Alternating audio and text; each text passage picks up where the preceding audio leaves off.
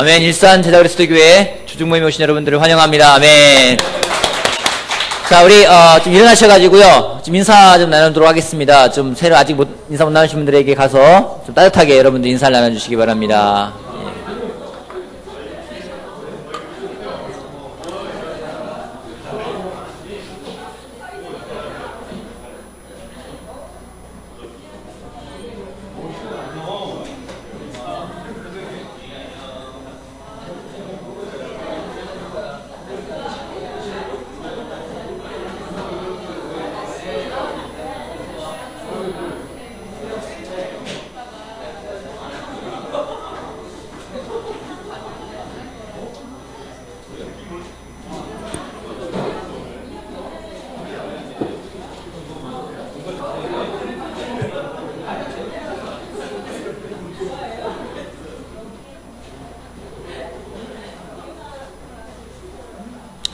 자, 여러분 하루 잘 보내셨습니까? 네. 요즘에 감기로 인해서 고생하는 사람들은 참 많다는 생각이 듭니다. 제 딸아이도 감기인 줄 알고서는 내비뒀는데 가서 검사해보니까 독감, A형 독감에 걸려서 지금 타미플루 먹으면서 열심히 격리 수용하고 있습니다. 그래서 내일까지는 출입 금지, 모레부터 움직일 수가 있어요. 그래서 많이 나아질 것 같고, 제 아내도 같이 또 감기 걸려서, 독감은 아닌데 감기 걸려서 지금 목감기가 유행인 것 같습니다. 여러분들 감기 환절기에 건강 조심하시길 바라고, 오늘은 제가 그 복종에서는 승리라는 주제 4번째 시간을 같이 나누도록 하겠습니다. 제가 기도하고 같이 말씀 나누도록 하겠습니다.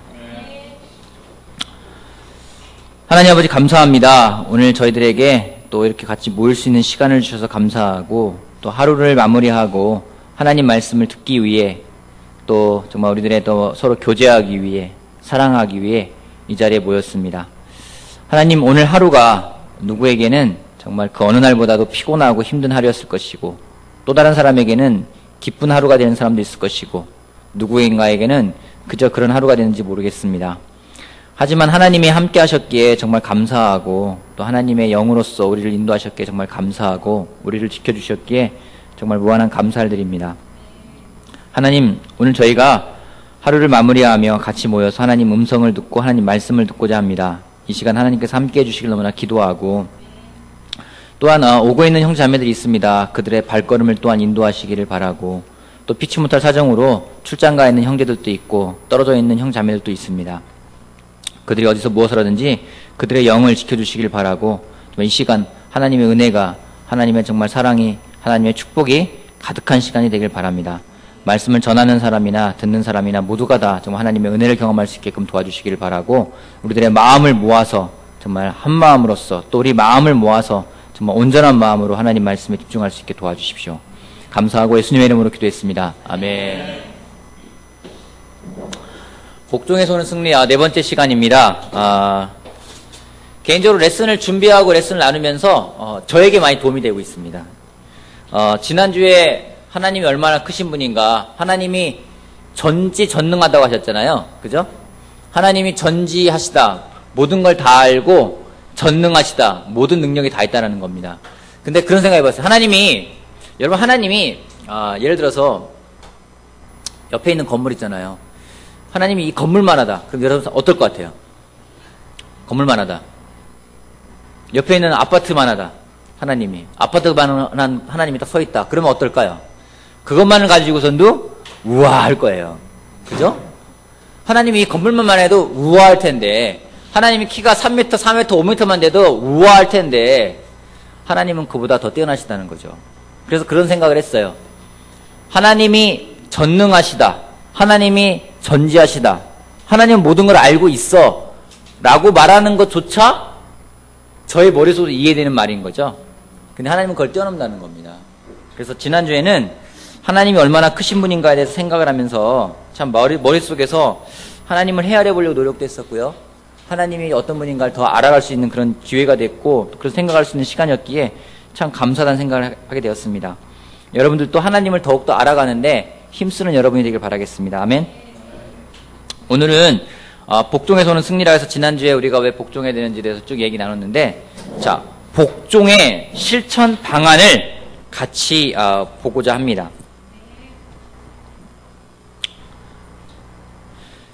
복종된 믿음을 갖고자 하는 사람들이 겪는 어려움이 있습니다. 여러분, 복종을 하려고 할 때 여러분이 겪는 어려움이 있죠? 어떤 어려움들이 있습니까? 박해. 복종하려고 하는데 박해받아요. 그쵸? 복종하는데 겪는 어려움이 어떤 게 있습니까? 여러분, 우리가 착각할 때가 있어요. 내가 복종되어 있지 않은데 복종하고 있다고 착각할 때가 있어요. 나는 복종하고 있지 않은데 사실은 나는 근데 복종하고 있어라고 착각할 때가 있습니다. 또 어느 순간은 복종되어 있었지만은 서서히 그 하나님이 가지고 있는 주도권을 내가 가지고 올 때가 있어요. 또 어떤 부분은 부분적인 복종만 이루어지고 온전한 복종이 안 이루어질 때가 있습니다. 이 복종이라는 부분은 우리가 순종하고 우리가 성장해야 될 부분입니다. 왜냐하면 우리 영혼의 가장 깊은 필요를 진정으로 만족시킬 수 있는 유일한 길은 우리의 영을 창조하신 그 하나님과 개인적인 관계가 성장하는 겁니다. 그러기에 이 복종이라는 부분은 우리가 성장해야 되는 가장 중요한 부분이기도 합니다. 이 복종이 없이는 하나님과 그런 관계를 맺어가는 게 불가능하기 때문입니다. 그래서 오늘은 그럼 보고자 돼요. 내가 정말 하나님에게 복종되어 있는지 복종되어 있지 않은지 알 수 있는 방법이 있다면 어떤 게 있을까요? 자, 한번 물어봅시다. 나는 하나님에게 잘 복종되어 있는 것 같다 하시는 분 한번 손 한번 들어보라면은 안 되실 분들이 많겠죠. 그죠? 그래도 한번 제가 좀 무모하지만 한번 도전을 해보겠습니다. 나는 하나님에게 오늘 하루 복종되는 삶을 살았다 하시는 분 한번 손 한번 들어보세요. 괜찮아요. 뭘 안 할게요. 자, 이건 겸손이 아닙니다. 이거 잘못하면 괜찮으니까. 자, 오늘 하루 나는 복종하는 삶을 살았다. 하나님에게 정말. 그럼 복종 아무도 안 했어요? 어려운 질문이에요? 내가 하나님에게 정말 복종되어 있는지 복종되어 있지 않은지 알 수 있는 그런 어떤 척도가 있다면, 어떤 그런 잣대가 있다면 어떤 걸 통해 알 수 있을까요? 내가 하나님에게 정말 복종되어 있는지 안 되어 있는지 알 수 있는 게 있다면 어떤 걸 통해 알 수 있을까요? 마음 평안하냐 안 평안하냐, 그것도 될 수 있고요. 또요? 기쁨? 내가 기쁜지 안 기쁜지? 또요? 핑계가 없으면 복종되어 있는 거고요. 있으면 복종되지 않는 거고. 또요?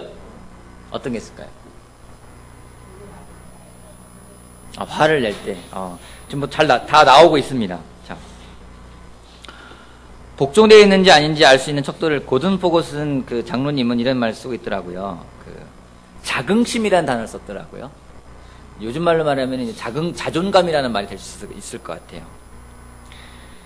여러분, 우리가 자존감이 높지 않은 사람들 있잖아요. 그죠? 자존감 높은 사람도 있잖아요. 그죠? 우리가 할 때 스스로 나는 자존감이 높은 편이다 하시는 분 있죠? 나는 자존감이 높은 편이다 하면 손 한번 들어봐 주세요. 손 드는 사람들 자존감 높은 거예요. 예. 중근이는 높죠. 그죠? 윤경이 높은 편이고, 재현이 높은 편이다 생각하고, 또, 자존감도 높은 편이다. 아니, 난 낮다. 낮은 사람 손 들어봐 주세요. 낮은 사람. 낮은 사람, 손 드는 건 높은 거예요, 여러분. 들 수 있다는 거는. 여러분, 그거 생각하지 마세요. 여러분, 들 수 있다는 건 높은 겁니다. 이 자존감이라는 거 우리가 얘기할 때, 어려서 그에게 어떤 환경에서 자랐느냐를 갖고 이야기를 합니다. 그래서, 이 자긍심이라는 표현을 쓰기도 하는데요. 자기 자신에 대한 어떤 긍지, 어떤 그 자부심, 이런 부분을, 자기 자신을 존중하는 마음, 이런 부분들에 대해서, 이게 떨어질 때가 언제냐면은 이 거부당했다고 느낄 때 많이 떨어집니다. 그래서 꼭 부모님이 그런 애 있잖아요. 아이고, 내가 널 낳고 미역국을 먹었다니, 이렇게 말씀하시는 분 계시죠? 그런 말 들어본 적 있으세요? 내가 널 낳고 미역국을 먹었다니 정말 내가 제정신이었는지 아니었는지 모르겠다. 후회한다는 얘기잖아요. 그죠? 그리고 너는 뭐 주워 왔다는 둥, 뭐 이렇게 해서 막 애들 갖고 놀래기도 하고, 너희 엄마 아빠는 따로 있다는 둥, 별 얘기 다 하십니다. 제가 들었던 말들이에요. 뭐 다리에서 주워 왔다는 둥, 뭐 그런 얘기를 합니다. 그래서 화가 날 때는 그 다리를 찾아가고 싶죠, 항상. 그리고 또 이렇게 거부당했다는 것은 부모님이 이렇게 이혼을 하거나 이럴 때도 자기가 버림받았다고 느끼는 거죠. 그리고 또 때로는요, 과잉 보호도요, 아이에게 거부감을 느껴줘요. 왜냐면 정체성을 찾아가지 못하기 때문에. 이런 것들 통해서 자존감이 떨어지면은요, 불안해지죠. 불안해요. 불안해지고, 이 불안감을 해소하기 위해서, 내가 뭔가 거부당했고 없는 것 같아서 이 불안감을 해소하기 위해서 두 가지를 추구합니다. 하나는요, 성취. 또 다른 하나는요, 사람들로부터의 시선. 두 가지를 가지고 이야기합니다. 이 성취를 하고자 하는데 때로는 성취하고 싶은데도 못 갖고 실패할까봐 두려워요. 그러면은 아예 안 하죠. 그죠? 회피해버려요. 근데 성취를 해서 뭔가를 가져가지고 그걸 통해서 나 자신을 증명해 보였으면은요, 그걸로 끝나나요? 또 다른 또 뭔가를 해서 자기를 또 증명하기 위해서 또 그 일을 또 반복하게 돼요. 그래서 쳇바퀴에 빠지게 됩니다. 사람들의 시선이요. 여러분, 사람들이 여러분을 어떻게 보는지 궁금하십니까? 사람들이 나를 어떻게 볼까? 윤정이는 사람들이 윤정이 어떻게 볼까? 궁금해요? 궁금해요? 해숙이도 궁금한가? 사람들이 나를 어떻게 볼까? 오늘 내가 머리를 바꾸고 왔는데 내 머리를 사람들이 어떻게 볼까? 사람들이 관심은 가져줄까? 내가 오늘 새롭게 포인트를 줘가지고 넥타이 새로 메고 왔는데 사람들이 관심을 줄까? 뭐. 형제들 중근히 관심 많죠? 사람들이 나를 어떻게 볼까? 본인만 관심 있어요? 그런 거예요? 우리가 사람들 시선을 의식할 때가 있습니다. 우리 에베소서 2장 말씀 보도록 할게요. 에베소서 2장.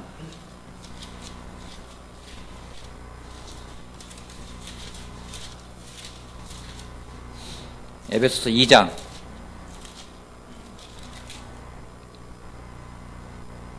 8절 말씀부터 10절 말씀까지 한번 보도록 할게요. 8절 말씀부터 10절까지 같이 읽어볼까요? 에베소서 2장 8절에서 10절까지 한 목소리를 읽어봅시다. 자, 같이 읽어봅시다. 시작. 여러분은 믿음을 통하여 은혜로 구원을 얻었습니다.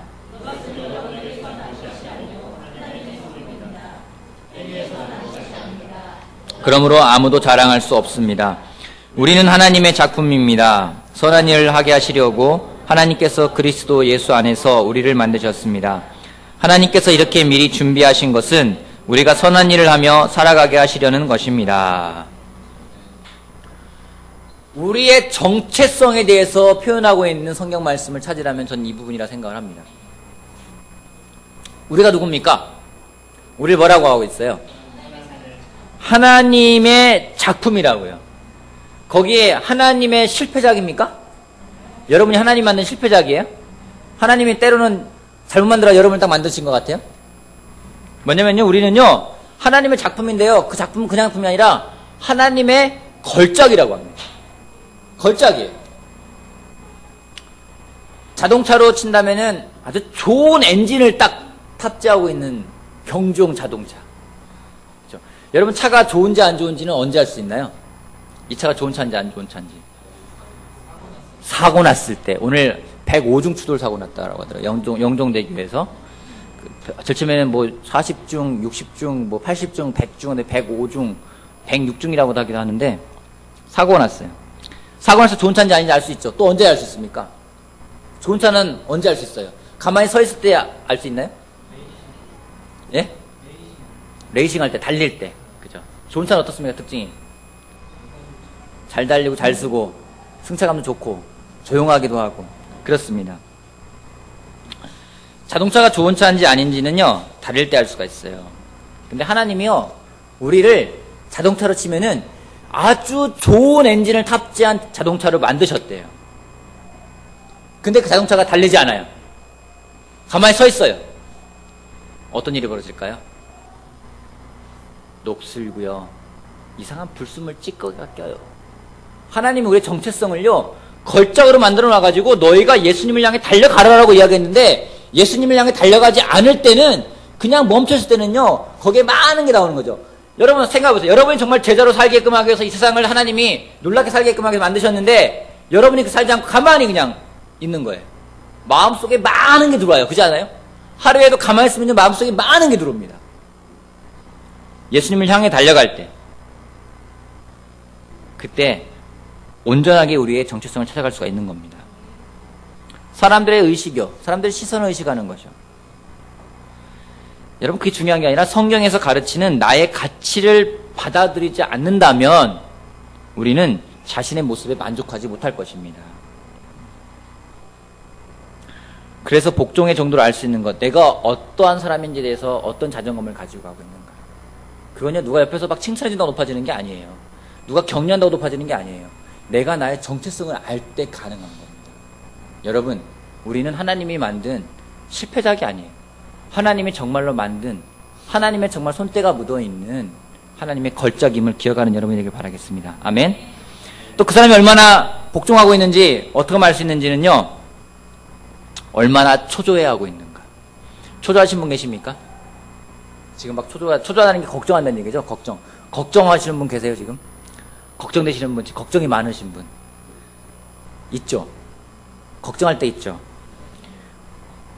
걱정 언제 하나요? 걱정. 믿음이 없을 때. 걱정 언제 하나요? 네? 불안할 때. 언제 불안하십니까?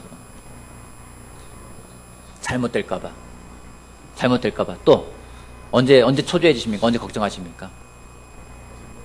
잘못했을 때. 벌 받을 때. 걱정이라는 게요, 잘 살펴보면은, 걱정은 자기 말고는 아무도 이 일을 진행하지 못한다는 교만함입니다. 그렇지 않아요? 나 아니면 이 일 아무도 못해. 그러니까 걱정하는 거예요. 누가 할 수 있는 사람이 있다 생각하면 걱정하지 않잖아요. 그죠? 여러분 회사 다니면서 회사 망할까봐 걱정합니까? 안 걱정하죠? 여러분 걱정할 게 아니에요. 빌립보서 4장 6절 말씀 보겠습니다. 빌립보서 4장 6절. 빌립보서 4장 6절, 7절 같이 한번 읽어봅시다. 자, 빌립보서 4장 6절, 7절 말씀 같이 한번 읽어봅시다. 시작. 아무것도 염려하지 말고 모든 일을 오직 기도와 간구로 하고 여러분이 바라는 것을 감사하는 마음으로 하나님께 아뢰십시오. 그리하면 헤아림을 뛰어넘는 하나님의 평화가 여러분의 마음과 생각을 그리스도 예수 안에서 지켜줄 것입니다. 이 말씀은 여러분 제안이에요? 명령이에요? 제안한 겁니까? 명령한 겁니까? 여러분들한테 아무것도 염려하지 말고 모든 일을 기도와 간구로 한번 해보렴 권유한 겁니까? 아니에요. 이건 명령이에요. 그죠? 명령이에요. 하나님은 이 말씀에 의하면 우리에게 걱정을 금하셨는데요, 모든 것에 대해 걱정을 금하셨어요. 그리고 대신에 복종이라는 처방을 주셨습니다. 걱정은 실제로 하나님이 계시지 않는다고 믿는 겁니다. 그것도 믿음이에요. 그죠? 여러분, 세상은 왜 초조하고 급하고 왜 그렇게 걱정들이 많을까요? 세상 사람들은요.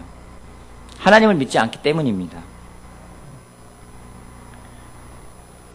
영적으로 생각한다는 것은 우리 문제 대신에 하나님의 해결책에 초점을 맞추는 것을 선택하는 게 영적인 생각이라는 겁니다.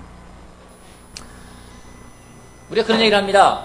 세상에 내가 걱정하는 일 가운데 95%는요 실제로 일어나는데 안 일어난대요. 안 일어난대요. 염려하는 일 가운데 95%는요 일어나지 않는데요. 이 이야기를 하니까 그 책에 보니까 어떤 여자가 그런 얘기를 해요. 아, 내가 염려하는 일 가운데, 걱정하는 일 가운데 95%는 일어나지 않는 일이니까 그럼 염려를 더 많이 해야 되겠다. 염려를 더 많이 해야 되겠다고요. 이해되세요? 내가 염려하는 것 가운데 95%는 일어나지 않으니까 염려를 더 해야 되겠다. 영적인 선택이에요? 한번 생각해 보세요. 여러분, 오늘 여러분 가운데 좋았던 일도 어떤 게 있습니까? 좋았던 일. 오늘 좋았던 일. 회사에서 일이 잘 됐어요. 오늘 맛집을 발견했어요. 네, 좋았던 일. 자, 오늘 여러분 따지면은 오늘 여러분 삶 가운데 여러분에게 좋았던 일이 많을까요? 긍정적인 일이 많을까요? 부정적인 일이 많을까요? 긍정적인 일이 정말 많아요? 한번 얘기해보세요. 어떤 게 있나요? 긍정적인 게 어떤 게 있나요? 일찍 끝났어요. 아멘. 네, 또 긍정적인 게 어떤 게 있습니까? 맛있는 밥 먹고요. 아멘. 또요? 기남이가 오늘 쉬는 날에서 놀았어요. 아멘. 또요? 사랑의 도시락을 먹었어요. 아멘. 또요? 긍정적인 거. 아침에 아내랑 같이 친구랑 놀랍습니다. 그죠? 예. 또 어떤 게 있나요? 긍정적인 거. 회사에 놀았어요. 아멘. 사장님한테는 그냥 부정적인 얘기네요. 그죠? 예. 자, 또 오늘 세환이 오늘 긍정적인 일 하나만 얘기해 보세요. 조세환 형제. 예. 긍정적인 거.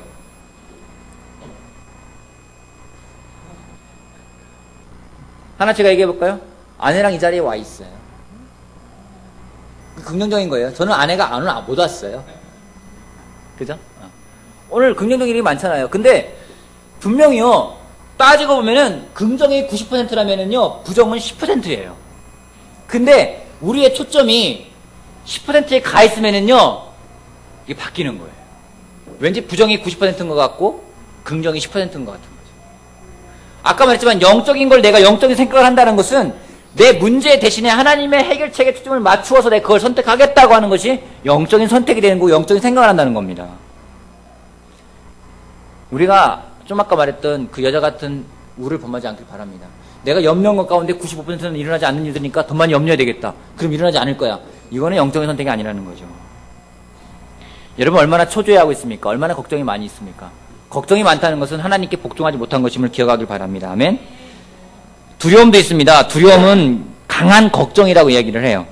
또 하나, 아까 우리 윤정자매가 얘기했죠. 화를 보면 알 수가 있습니다. 누가복음 15장 말씀 볼게요. 누가복음 15장.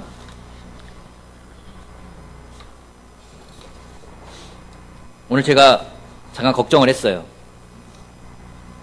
무슨 걱정했냐면은 굉장히 좋은 일인데 아침에 모르는 전화번호가 하나 떴더라고요. 전화를 받았더니 옆에 6층에 옆에 그 쇼핑몰 있잖아요. 거기 사장님이신 거예요. 저한테 저희 나가는데 저희 장소 쓰실 의향 있으십니까? 그래서 어차피 주일학 공간 필요하니까 좋습니다 했어요. 그래서 와서 봤어요. 봤더니 정말 생각보다 훨씬 넓어요. 이 예배당에 다 합치면은 예배당 한 2배 반 정도 돼요. 사이즈가. 그래서 저쪽은 또 더 넓더라고요. 더 넓어서 그냥 창가가 옆에 쫙 있고 뻥 뚫렸어요. 굉장히 커요. 한 200명 들어갈 수 있을 것 같아요. 그리고 이 앞쪽을 보니까 앞쪽도 저 끝에까지 여기서부터 주일학교까지가 하나 더 있는 거예요.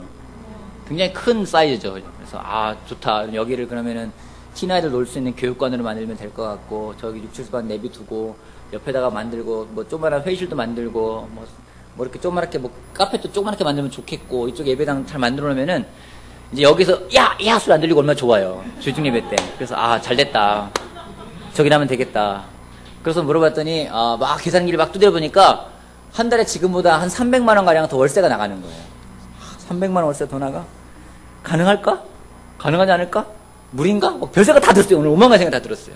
그러다가 걱정이 되기 시작하는 거죠. 그럼 어떻게 하는 게 좋을까?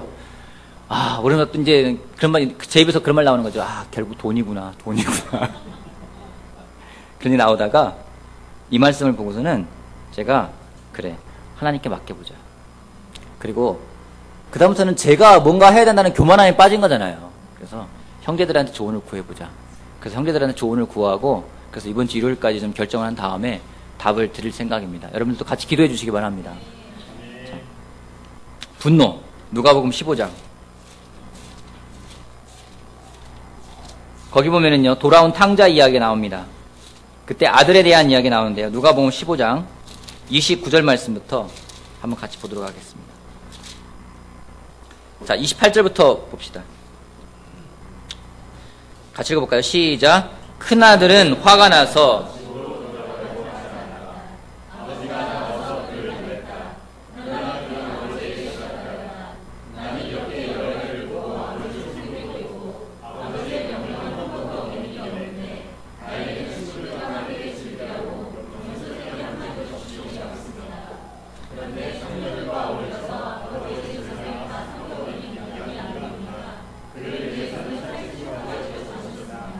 아버지가 그에게 말하였다. 얘야, 너는 늘 나와 함께 있으니 내가 가진 모든 것이 다 내 것이다. 그런데 너의 이 아우는 죽었다가 살아났고 내가 잃었다가 되찾았으니 즐기며 기뻐하는 것이 마땅하다. 이 아들이 왜 화가 났어요? 봅시다. 이 아들은 아버지에게 복종하며 살았나요? 복종하며 살았어요? 그래요? 맞아요? 근데 왜 화가 났어요?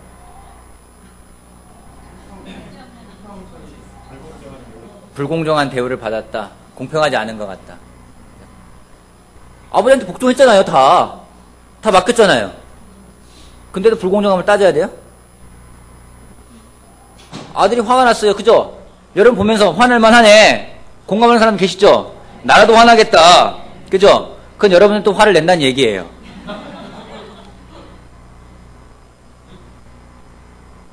아들의 모습이요.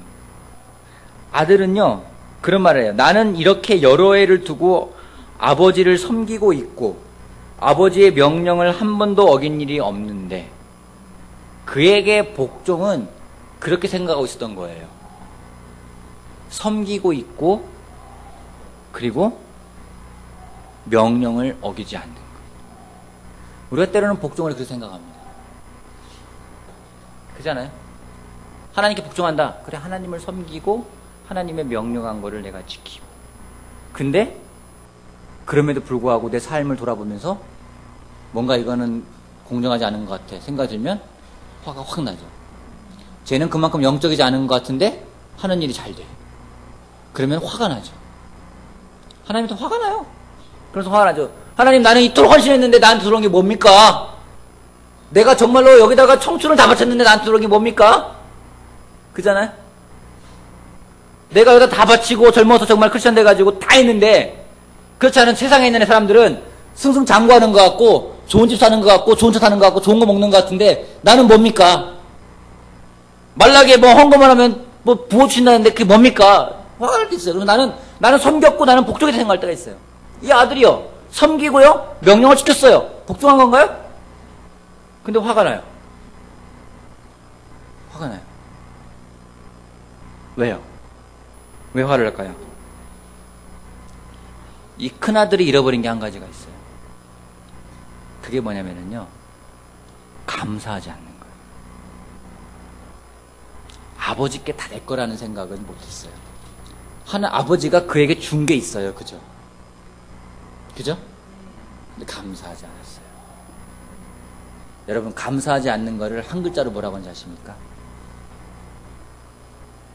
감사하지 않는 걸 한 글자로 죄라고 합니다.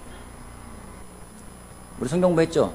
디모데후서 2장 보면은요, 말세는 이런 때가 말세는 세상에 이런 때가 어지러울 때가 올 거라고 하면서 이야기하죠. 사람들이 감사할 줄도 모른다고 이야기하고 있어요. 여러분, 그냥 감사하지 않는 게요, 아니라 성경에서는요, 굉장히 추한 죄라고 이야기하고 있어요. 그날이 생각한 아버지를 섬기는 것은 종살이, 명령을 따르는 것. 하지만 그가 놓친 거는, 그가 그러기에 아버지로부터 받은 축복은 보지 못했던 것입니다. 우리도요, 예수님 안에 있으면서 우리에게 주신 게 정말 많아요. 그렇지 않습니까? 하나님이 여러분에 주신 게 많죠. 예수님 안에 있기 때문에, 그 안에 있기 때문에 이런 관계도 가져갈 수 있고요, 서로 격려할 수도 있고요, 누군가에게 정말 내 마음을 속 시원하게 이야기할 수 있잖아요. 누군가에게 내 죄를 이야기할 수 있잖아요. 그게 얼마나 놀라운 겁니까? 그리고 하나님의 말씀을 올바르게 살아가고자 해서 내 삶이 정말 하나님 앞에 당당하길 원하는 그런 마음들이 있는데, 또 그런 삶을 살아가고 있는데, 우리가 종종, 우리 앞에는, 저도 그래요. 종종 내가 갖지 못한 세상적인 것에 눈이 갈 때가 있어요. 제가 한번 얘기했나요? 요즘에 갑자기 제가 이상하게 차에 꽂혔어요. 나도 승용차를 탔으면 좋겠다. 차를 바꿀 때 된 거 아닌가? 자꾸 고장나는 것 같고 막 여러 생각이 들어요. 그래서 기도하는 거죠. 하나님, 정말 제 생각보다 더 오래 타게 해주십시오. 제 마음을 꺾는 거예요. 이제 목사지만은요, 저도요, 세상적인 마음 들어와요. 안 들어오겠어요? 저 누군가 좋은 거 갖고 있으면은요, 저거 좋아 보인다라고 생각해요. 저라고서는 그거 욕심 안 생기겠습니까? 제 마음 꺾어야 돼. 그때마다 기도하는 겁니다. 하나님, 제 마음, 세상적인 마음. 그러면서 오히려 제가 생각합니다. 하나님이 나한테 주신 게 어떤 건가? 정말 많아요. 거기에 대해 감사하지 않으면요, 그것 또한 죄라고 성경은 이야기하고 있습니다. 그 책에 이런 얘기 나오더라고요. 어떤 가난한 사람이 호화 유람선을 타고 일주를 하는 그런 계획을 세웠습니다. 그래서 정말로 그 사람이 정말 먹을 거 안 먹고 입을 거 안 입고 돈을 모아서 그 유람선에 승선할 수 있는 티켓 샀어요. 그리고 승선한 다음에 그 생각을 하는 겁니다. 내가 이 유람선 티켓을 타느라고 돈이 없으니 식사는 그냥 간단하게 통조림 같은 거 사가지고 가서 인스턴트를 먹어야 되겠다. 그래서는 열심히 배에서 자기 방에서 그걸 먹으면서 유람선 탄 거예요. 근데 유람선 여행 마칠 때쯤에 한 사람이, 당신은 보이지 않던데 뭐 했냐고 식당에서도 보이지 않았다 하니까 아 내가 돈이 없어가지고 방 안에서 통조림 먹었다고 그러니까 그 사람이 그러는 거예요. 그 티켓 값에는 식사 비용이 다 포함되어 있는 거예요. 얼마나 억울해요, 그죠? 억울하죠. 누군 그러더라고요. 비행기 타면은 식사비 때는 따로 줄 알고 안 먹는다는 사람도 있다고 하더라고요. 여러분, 우리가 때는 이런 사람을 가질 때가 있어요. 그냥 그러면서요, 그 말 들으면 화가 나는 거죠. 팍 나는 거죠. 여러분, 하나님이 우리에게 천국을 약속했습니다. 혹시 여러분이 원하는 대로 일이 풀리지 않아가지고 화를 내고 있습니까? 누가 그러더라고요. 그 사람이 얼마나 통이 큰지는요, 그 사람이 화를 내는 걸 보면 알 수가 있다고. 어떤 일에 화를 내는지 보면 그 사람의 통이 크기를 알 수 있다고 이야기합니다. 오늘 여러분의 통은 얼마나 큽니까? 혹시 하나님에게 화내고 있습니까? 그렇다면 여러분, 복종하지 못한 겁니다. 이 큰아들처럼 복종한 것 같았지만은 큰아들이 가장 중요한 감사함을 놓쳤다는 것. 여러분 그걸 기억하길 바랍니다. 아멘? 다섯 번째 우리의 복종을 측정할 수 있는 것 중에 한 가지가 뭐냐면요, 겸손입니다. 겸손. 자, 뭐 겸손한 사람 손들려면 뭐 하니까, 자, 우리 방에서 이 사람은 참 겸손한 것 같다. 추천 한번 해주십시오. 누가 겸손한 것 같은지. 겸손한 사람. 중기가 쫙 앞뒤를 둘러보고 누구를 말할지 궁금해지네. 없는 것 같아요? 그다지 뭐 딱 보는데 그다지요. 다 고만고만한 것 같아요? 응? 아, 재현이, 정재현 형제 겸손한 것 같아요. 왜요? 아, 그래요? 네. 겸손하다고 생각합니다. 해수기도 동감하죠?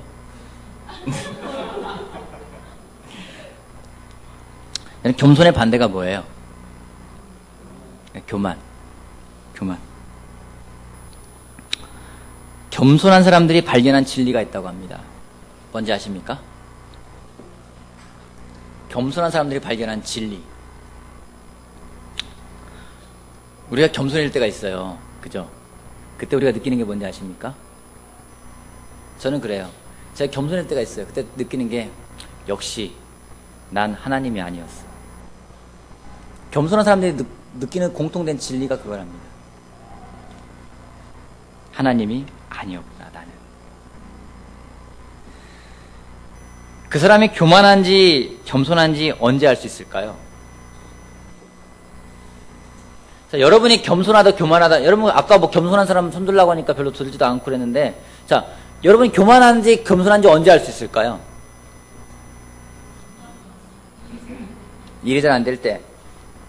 그때 어떻게 할 수 있어요? 일이 잘 안 될 때, 겸손할 때 어떻게 반응해요? 하나님을 의지하고. 교만할 때, 내 힘으로 하려고 하고. 네. 또 언제 할 수 있을까요? 일이 잘 될 때. 잘 될 때, 겸손할 땐 더 감사하고, 교만할 땐 역시.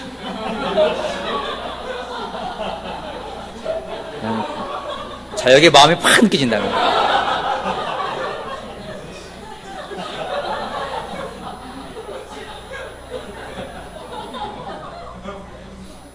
교만함을 나타내는 것은 언제냐면요, 다른 사람의 지적을 받았을 때의 반응. 여러분, 누가 와서 여러분에게 좀 뭔가 고칠 점을 이야기해 주면 여러분 어때요? 기분이 어때요? 어때요? 솔직히 와가지고 무거워져요. 와가지고 유범이한테 와가지고 재현이가 유범아 너 이것 좀 바뀌었으면 좋겠어 라고 얘기를 해요. 그러면 어때요? 기분이? 감사해요? 그렇구나. 우리 은남이는 희라이가 비행 갔다 온 다음에 딱 하는 거야. 자기야 이거 좀 바뀌어야 될 것 같아. 딱 여기 어때요?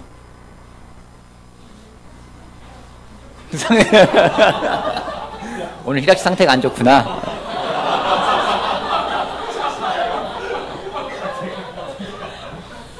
누가 여러분을 지적할 때 기분이 어때요? 이렇게 지적할 때. 왜 안 좋아요? 너도 잘 못하잖아. 어떤 말인데 여러분 딱 지적할 때 너 왜 그래? 윤정이 너 잘해야지 또 뭐 왜 그래? 뭐 이렇게 말하면 어때요? 너 좀 기빙해. 왜 그러면은 나 기빙하는데 이러네. 어때요 기분이? 그러면 그냥 안 좋아요. 오늘 별로 안 좋은 것 같아.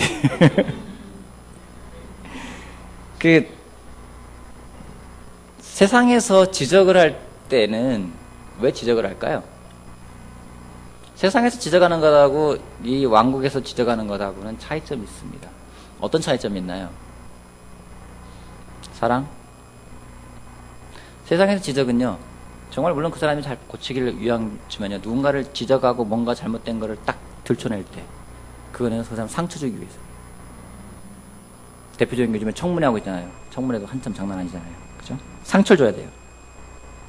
물론 잘못된 거를 바로잡고자 하는 마음도 있겠죠. 근데 하나님 나라에서의 지적은 상처를 주기 위함이 아니라는 겁니다. 시편 141편 볼게요. 시편 141편. 시편 141편.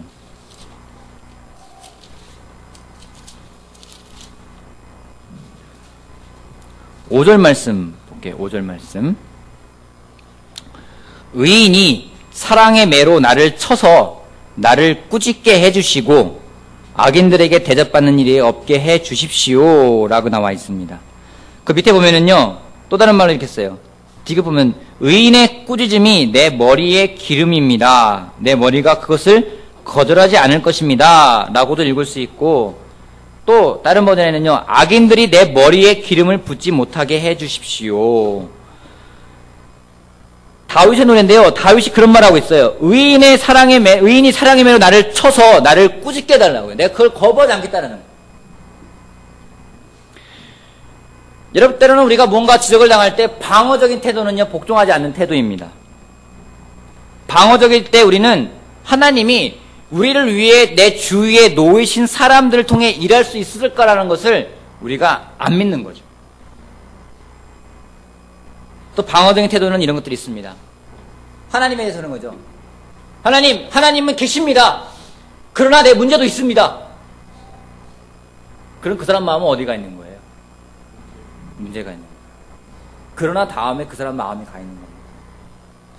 마음에 초점이 어디 있는지를 보면 됩니다. 정말 겸손하게 하나님께 나아가고자 하는 사람은요, 그렇게 하지 않는 거죠. 반대죠. 내 삶에 문제가 있습니다. 내 삶에 장애물이 있습니다. 그러나 하나님도 계십니다. 겸손한 반응입니다. 여러분, 누군가 여러분을 도우려 갈 때, 여러분에게 와서 지적을 할 때, 그게 상처를 주기 위함이 아니라는 걸 믿는다면은 정말 다윗처럼 반응하길 바랍니다. 겸손한 사람은 하나님께 완전히 복종한 사람이기 때문입니다. 베드로전서 5장 5절 말씀 보도록 할게요. 베드로전서 5장 5절 말씀. 베드로전서 5장 5절 6절 말씀 같이 한번 읽어봅시다. 베드로전서 5장 5절 6절. 베드로전서 5장 5절 6절 같이 읽어볼까요? 시작. 젊은이 여러분, 이와 같이 여러분도 나이가 많은 이들에게 복종하십시오. 모두가 서로서로 겸손의 옷을 입으십시오. 하나님께서는 교만한 자를 물리치시고 겸손한 사람에게 은혜를 베푸십니다. 그러므로 여러분은 하나님의 능력의 손 아래로 자기를 낮추십시오. 때가 되면 하나님께서 여러분을 높이실 것입니다. 하나님 앞에 겸손하게 복종할 수 있는 여러분이 되길 바라겠습니다. 아멘. 어떻게 하면 복종할 수 있을까? 좀 구체적인 거 한 4가지만 나누고 마치도록 할게요.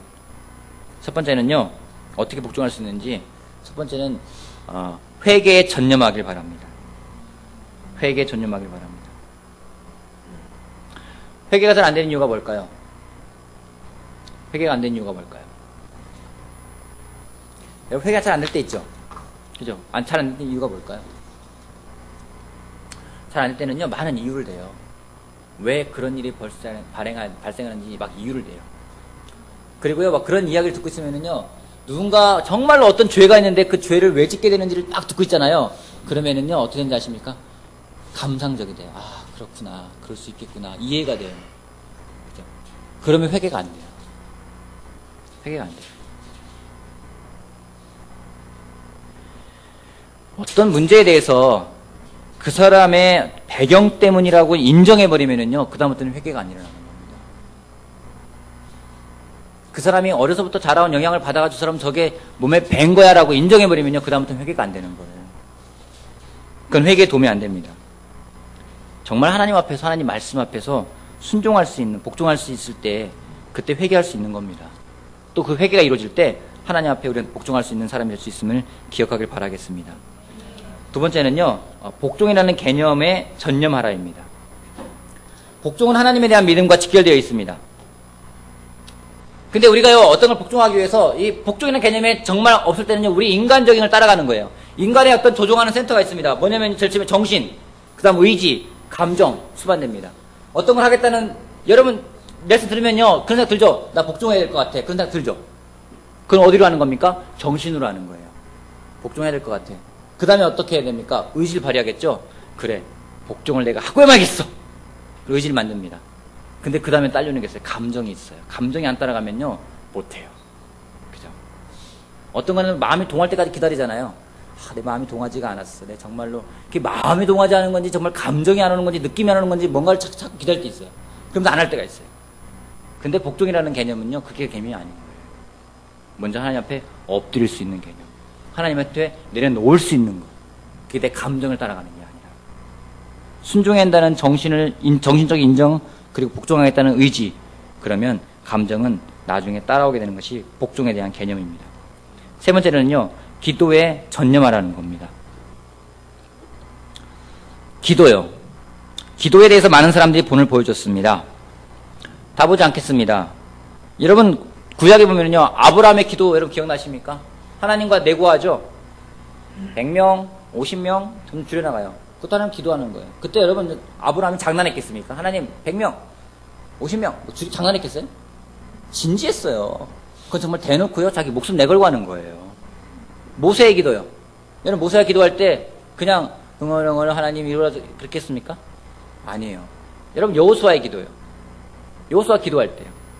한나의 기도요. 다윗의 기도요. 히스기야의 기도요. 느헤미야의 기도요. 여러분 이들의 기도 생활과 저의 기도 생활을 비교해 보니까 잽이 안 되는 거예요. 하루에 한 시간씩 기도하겠다고 작정을 하고 지금 계속 하고 있습니다. 정말 감사하면서 꾸준하게 하고 있어요. 이제는 좀 어느 정도 좀 몸에 배는 것 같아요.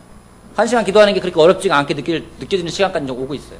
나중엔 이게 정말 자연스럽게 되길 바라는 거죠. 근데 여러분 그거 하면서 제가 때로는 자부심을 가져요. 와, 내가 여기까지 하고 있네. 근데 이 사람들 보니까요, 잽이 안 되는 거예요. 이들은 자기의 기도 생활이요, 정말로 기도에 전념하는 생활을 했던 거죠. 여러분 계속 기도해야 됩니다. 우리가 정말 우리 자신 낮추기 위해서는요, 계속 기도하는 것밖에 없습니다. 기도하지 않으면 우리가 우리 자신을 낮출 수가 없어요. 하나님에게 복종할 수가 없습니다. 로마서 8장 28절에 이런 말씀이 있습니다. 하나님을 사랑하고 그분의 계획대로 부르심을 받은 사람들에게는 모든 일이 합력하여 선을 이룬다고 말을 나와 있어요. 이 말씀 믿으세요? 이 말씀 믿으세요? 이 말씀 좋은 말씀입니까? 믿는 말씀입니까? 믿는 말씀입니까? 이 말씀 믿으면요, 기도해야죠. 이 말씀 믿는데요, 기도는 안 해요. 이 말씀 믿는데 내 안에 화가 나와요. 이 말씀 믿는데요, 믿음이 없어요. 아니라는 거죠. 여러분 복종하기 위해서는요, 기도하는 힘이 필요합니다. 또 한 가지, 네 번째 하나만 더 하겠습니다. 제자훈련에 전념하라는 겁니다. 제자훈련에 것은 서로라는 개념을 가져가는 겁니다. 바울은 자기를 도울 수 있는 사람, 서로가 바울이 격려받을 수 있는 사람이 필요했을까, 필요 없었을까요? 바울은 격려 줄 수 있는 사람이 필요했을까, 필요 없었을까요? 바울하면 어떤 느낌이 들어요? 찔러도 피 한 방울 안 나올 사람 같지 않아요? 때론 그렇지 않아요? 바울 딱 생각하면 찔러도 피 한 방울 안 나올 것 같고, 정말 저 사람은 정말 지금 저 사람이 정말 일산지사 그리스도로 인도한다면은 어떨까? 숨 막힐 것 같아요. 근데 바울도요, 그러지 않았어요. 고린도후서 볼게요. 고린도후서. 바울도 그의 감정을 쏟아낼 때가 있습니다. 고린도후서 2장 볼게요.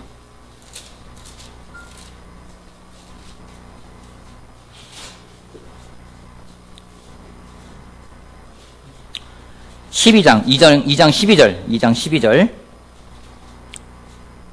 내가 그리스도의 복음을 전하려고 드로아에 갔을 때 주님께서 내게 거기에서 일할 수 있는 길을 열어주셨습니다. 얼마나 좋은 일이에요. 그죠? 감사한 일이죠. 이게 마케도니아로 갈 때 그때예요. 드로아에 갔을 때. 유럽에 드디어 복음을 전하러 갔을 때. 13절. 그러나예요. 나는 내 형제 디도를 만나지 못하여 마음이 편하지 않아서 그들과 작별하고 마케도니아로 갔습니다. 바울이 어때요? 바울 어떤 마음이 느껴져요? 힘들었대요. 왜요? 디도를 못 만났대요. 디도를 못 만나가지고 바울이 그러는 거예요. 이 짧은 문장이지만 여러분 바울이요. 미션하기 좋은 일이야. 근데 디도를 못 만나가지고 마음이 불편해졌대요. 그럼 바울에게는 디도의 격려가 필요했을까요? 필요했던 거예요. 바울도 놀라운 사명을 갖고 돌에 맞아 죽을 것 같은 고난도 겪고 많은 죽이겠다는 협박도 받아서 그걸 이겨냈던 사람이지만요. 바울에게도요. 격려받을 수 있는 사람, 힘이 되는 사람이 필요했다는 겁니다. 그래서 바울이 그 다음에 나오는 말씀이요. 고린도 후서 7장 볼게요.